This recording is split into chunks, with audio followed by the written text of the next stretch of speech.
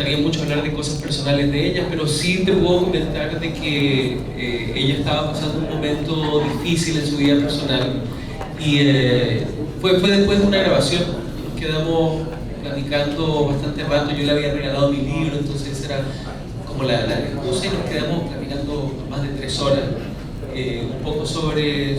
Ella se abrió, ¿entiendes? Y me contó cosas personales y pues yo simplemente le di mi punto de vista acerca de lo que es la familia y lo que es el amor y lo que es el perdón.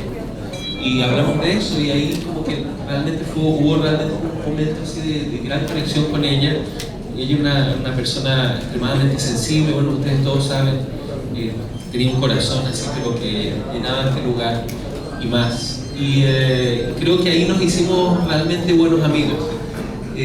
Lamentable que haya durado poquito porque se nos fue, pero fue una buena experiencia haberla conocido y haber también podido palpar el cariño que le tenía a toda la gente de su país y de otros lugares.